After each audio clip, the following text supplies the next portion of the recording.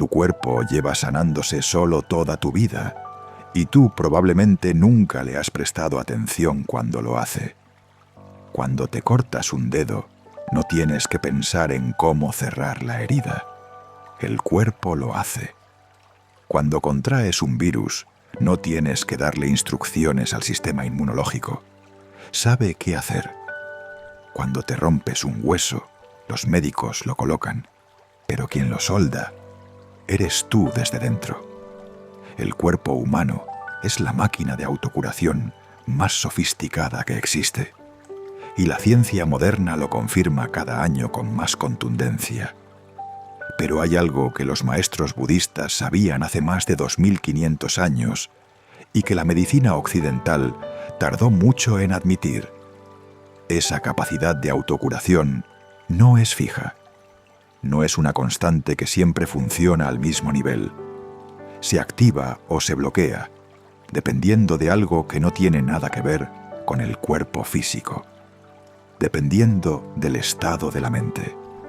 Una mente en estado de miedo crónico, de estrés sostenido, de rencor acumulado, de pensamiento negativo constante, produce en el cuerpo un entorno que dificulta la curación. Los niveles de cortisol se disparan, la inflamación aumenta, el sistema inmunológico se desregula. El cuerpo, literalmente, no puede sanar bien cuando la mente está en guerra. Y una mente en estado de calma, de gratitud, de soltar lo que no se puede controlar, de presencia, produce exactamente lo contrario. Un entorno interior donde el cuerpo puede hacer lo que sabe hacer de forma natural. Lo que voy a compartir contigo hoy son 7 claves budistas para activar esa fuerza de autocuración que ya tienes dentro. No son remedios ni sustitutos de la medicina. Son principios que cambian el estado interno desde el que el cuerpo trabaja. Y cuando ese estado cambia, el cuerpo responde. Quédate hasta la clave número 5, porque es la que más sorprende a las personas que no habían conectado estas dos cosas antes. Y comparte este video con alguien que esté pasando por un momento difícil de salud. A veces lo que más falta hace no es un diagnóstico más, es recordar que el cuerpo tiene recursos propios y que se pueden despertar. Suscríbete si todavía no lo has hecho. Y ahora vamos.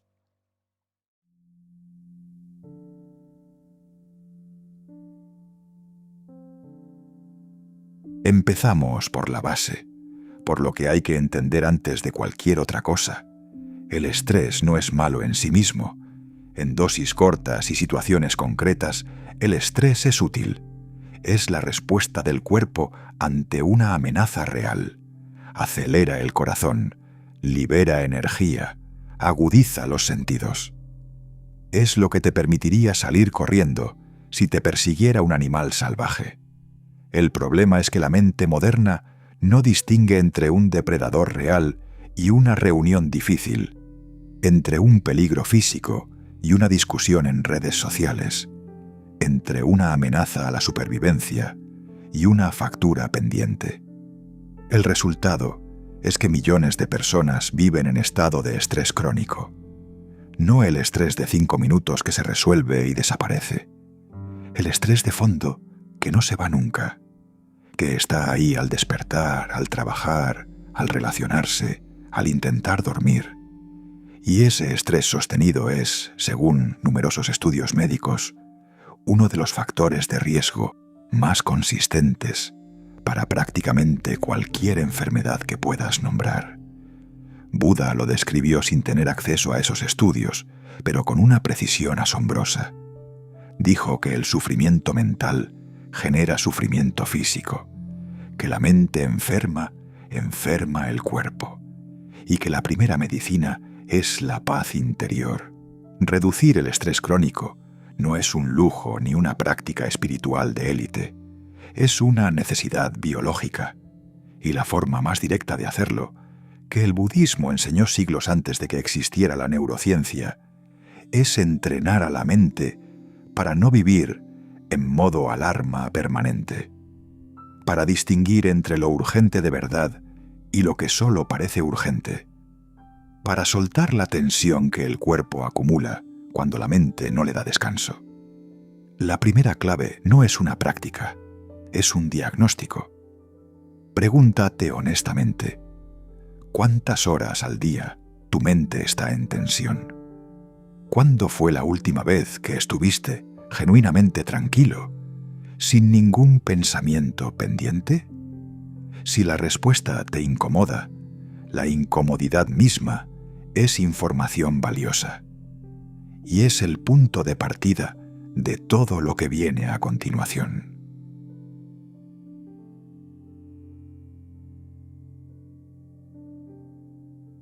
Esta clave es la que más resistencia genera y también la que más cosas puede cambiar en el cuerpo cuando se entiende correctamente. El rencor tiene un coste físico, no metafórico, literal. Las personas que viven con rencores activos, con heridas emocionales sin sanar, con resentimientos que llevan años acumulando, tienen niveles más altos de cortisol, más inflamación sistémica, más problemas cardiovasculares y un sistema inmunológico más débil. El cuerpo no separa lo que sientes de lo que vive. Lo que cargas emocionalmente, lo carga también tu biología. Buda enseñó que aferrarse al rencor es como sujetar una brasa ardiendo con la intención de lanzársela a alguien.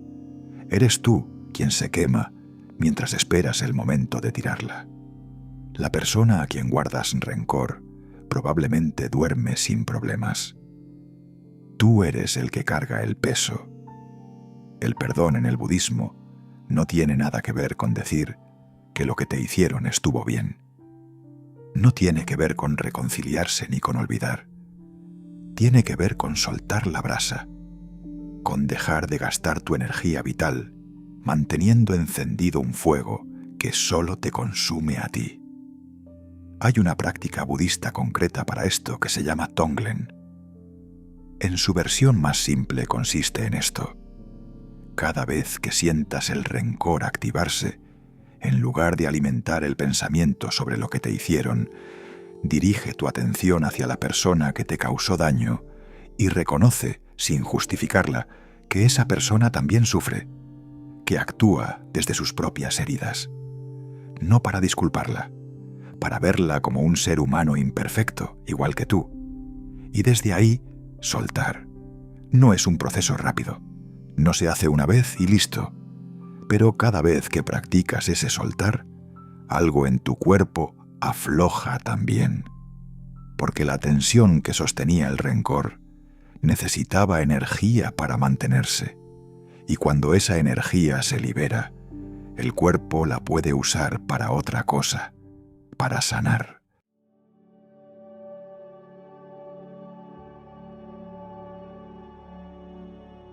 Esta clave es la más inmediata, la más accesible y la más ignorada. Respiras entre 15 y 20 veces por minuto. La mayoría de esas respiraciones son superficiales, cortas, apenas llegan al pecho. Y esa forma de respirar, que es la respiración de alguien en estado de alerta o tensión, mantiene al sistema nervioso activado de forma crónica. Los maestros budistas convirtieron la respiración en el centro de su práctica, no por razones místicas, por razones muy concretas, porque descubrieron que controlando la respiración podían controlar el estado del cuerpo y de la mente con una rapidez que ningún otro método podía igualar. La neurociencia moderna lo confirma. Una respiración lenta y profunda activa el nervio vago, reduce el cortisol, baja la presión arterial, disminuye la frecuencia cardíaca y cambia la actividad cerebral de forma medible en menos de 90 segundos. 90 segundos. Es el tiempo que tarda una respiración consciente en cambiar literalmente la química de tu cuerpo. La práctica más básica que el budismo enseña es esta. Inhala lentamente por la nariz, contando hasta 4. Retén el aire contando hasta 4. Exhala lentamente por la boca, contando hasta 6 o hasta 8. La exhalación más larga que la inhalación es la clave, porque es la exhalación la que activa el sistema nervioso parasimpático, el sistema del descanso y la recuperación, el sistema dentro del cual el cuerpo puede sanar. 3 minutos de esta respiración al día no es meditación, es higiene, es darle al cuerpo, de forma activa y consciente, el estado que necesita para hacer su trabajo de curación. No hay ninguna pastilla que produzca ese cambio con esa rapidez y sin ningún efecto secundario. Y lo más importante, puedes hacerlo en cualquier momento. Antes de dormir, cuando sientas tensión, cuando el dolor se intensifique, cuando la mente empiece a catastrofizar. La respiración consciente no es un parche, es la palanca más directa que tienes para mover el estado de tu sistema nervioso desde dentro. Los monjes budistas no respiraban de esta forma solo cuando meditaban. Lo hacían antes de comer, antes de una conversación difícil, al despertar, al acostarse. Convertían la respiración consciente en una práctica tan integrada en el día que el sistema nervioso aprendía a encontrar la calma como su estado natural, no como una excepción.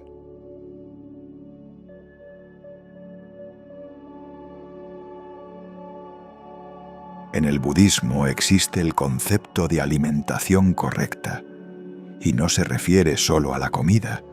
Los maestros budistas enseñaban que la mente se alimenta de todo lo que recibe, lo que ves, lo que escuchas, lo que lees, con quién pasas el tiempo, qué conversaciones tienes, qué pensamientos repites.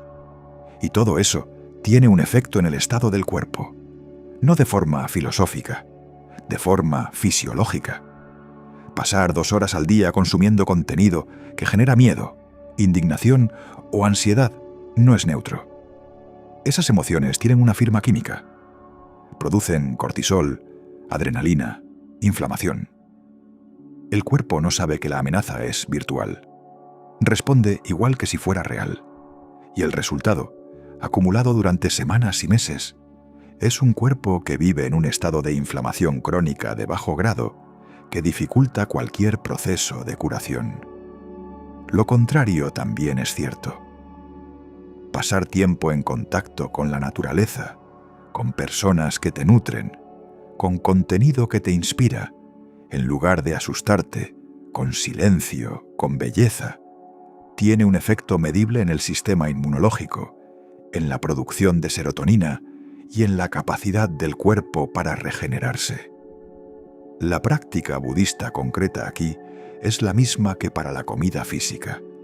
Observar lo que entra, no con rigidez ni con censura, con consciencia.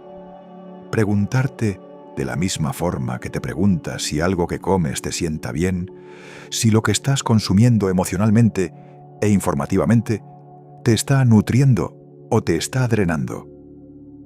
Buda enseñó que la persona que cuida lo que alimenta su mente está cuidando también su cuerpo. Porque no son 2 cosas separadas, son el mismo organismo, y lo que debilita uno debilita al otro, lo que fortalece uno fortalece al otro.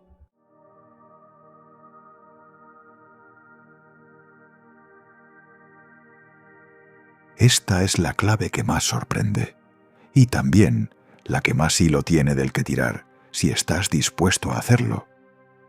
Buda enseñó que las emociones no procesadas no desaparecen, se quedan, se instalan en algún lugar del cuerpo y generan tensión, rigidez, bloqueo.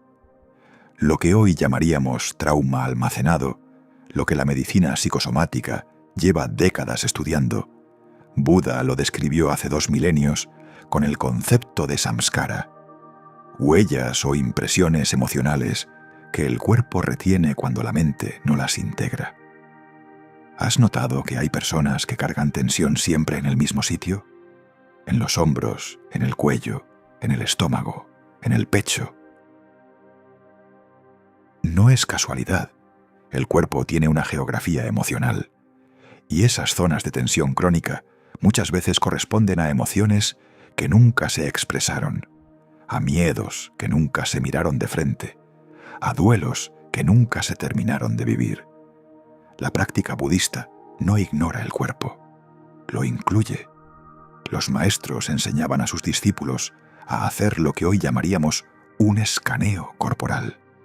Recorrer el cuerpo con atención, desde los pies hasta la cabeza, detectando dónde hay tensión, dónde hay dolor, dónde hay un nudo que no estaba antes, y en lugar de ignorarlo o empujarlo, simplemente observarlo, sin juzgar, sin intentar cambiarlo, con la misma presencia con la que observarías las nubes cruzar el cielo.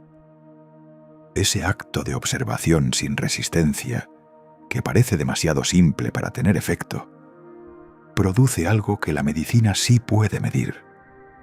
Reduce la activación del sistema nervioso simpático, disminuye la inflamación localizada y permite que el cuerpo libere tensiones que lleva años acumulando. No todas las enfermedades tienen una causa emocional, pero muchas tienen un componente emocional que nadie ha atendido. Y atender ese componente, no en lugar del tratamiento médico, sino junto a él, puede marcar una diferencia enorme en la velocidad y profundidad de la recuperación.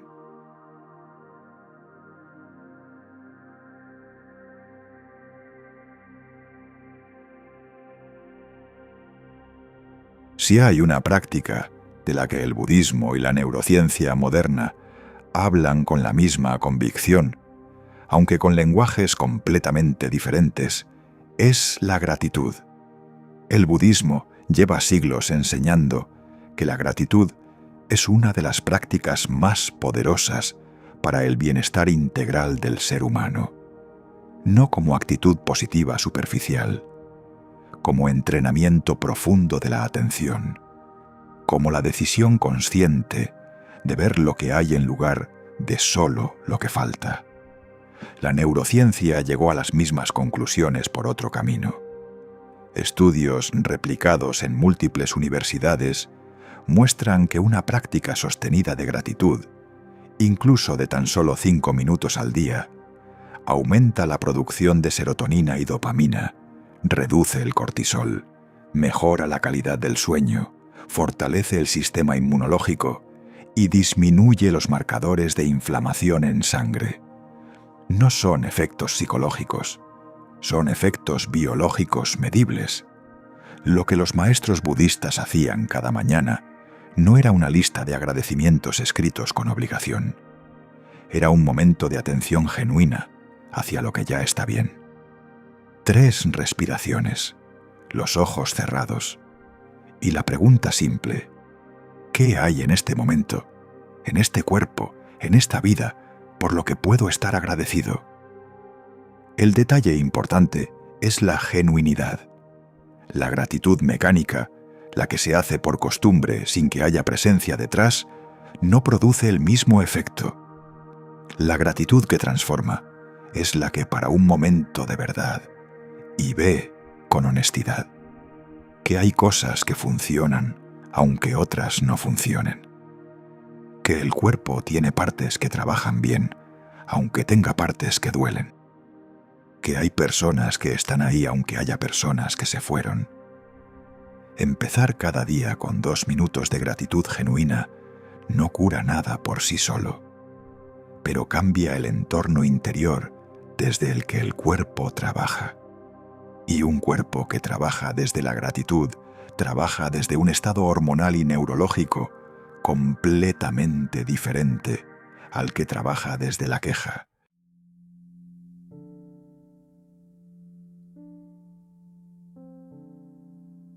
La última clave es también la más profunda y la que más va en contra de cómo la cultura moderna nos ha enseñado a relacionarnos con la salud. Vivimos en una cultura que desconfía del cuerpo, que lo ve como algo que hay que vigilar, controlar, corregir, que ante cualquier síntoma busca suprimirlo lo antes posible, que trata al cuerpo como un problema que resolver, en lugar de como un sistema inteligente que comunica. Buda enseñó exactamente lo contrario. Dijo que el cuerpo es sabio, que sus señales, incluyendo el dolor, incluyendo la enfermedad, incluyendo el cansancio, son información valiosa, no enemigos que combatir, mensajeros que escuchar. Cuando el cuerpo duele, el primer impulso moderno es silenciar ese dolor lo antes posible. Y a veces eso es necesario. Pero cuando el dolor se silencia sin escuchar lo que está diciendo, el mensaje vuelve, muchas veces más fuerte. Porque el cuerpo sigue intentando comunicar algo que la mente no quiere escuchar. La práctica budista aquí es radical y simple al mismo tiempo. Escuchar al cuerpo. Cuando hay dolor, antes de combatirlo, preguntarle qué necesita. No desde la magia, desde la consciencia. ¿Necesitas descanso y lo estás ignorando? ¿Necesitas mover emociones que llevas semanas reprimiendo? ¿Necesitas silencio en un entorno que no para de generar ruido? ¿Necesitas cambiar algo que no quieres cambiar? La confianza en el cuerpo no es pasividad. No significa rechazar el tratamiento médico. Significa añadir a ese tratamiento algo que ningún médico puede darte desde fuera. La disposición interior a escuchar lo que tu cuerpo lleva tiempo intentando decirte. Y cuando esa disposición existe, cuando la mente deja de estar en guerra con el cuerpo y empieza a trabajar con él, el proceso de curación cambia. No siempre en la forma que esperamos, pero siempre en la dirección de mayor bienestar.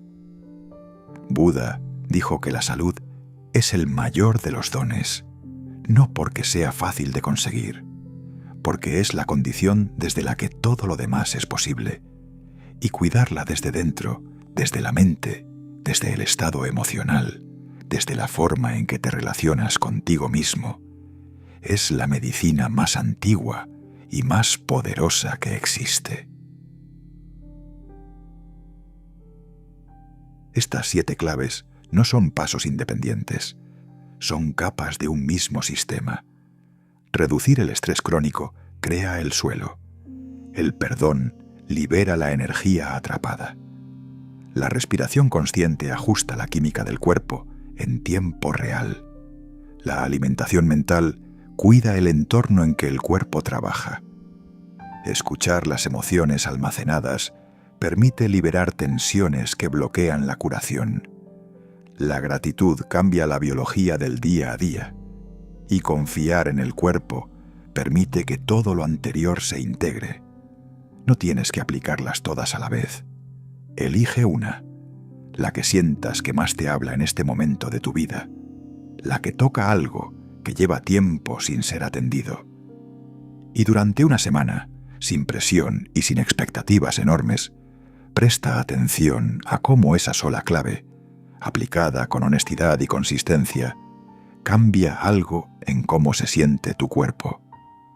Porque el cuerpo responde, siempre responde, no siempre de la forma ni en el tiempo que pedimos, pero cuando le das lo que necesita desde dentro, hace lo que sabe hacer desde siempre, sanar. Y sanar no significa siempre curar. A veces sanar significa recuperar la paz con lo que el cuerpo está viviendo. Encontrar calma dentro del proceso, aunque el proceso todavía no haya terminado. Eso también es sanación. Y eso también está en tus manos. Si este vídeo explicó algo que llevabas tiempo sintiendo, pero sin palabras para nombrarlo, déjamelo en los comentarios. Y si conoces a alguien que está pasando por un proceso de enfermedad o recuperación difícil, compártele este vídeo, no como sustituto de su tratamiento, como recordatorio de que tiene recursos propios que también merece activar. Suscríbete para seguir recibiendo enseñanzas budistas que conectan la sabiduría antigua con lo que el cuerpo y la mente necesitan hoy.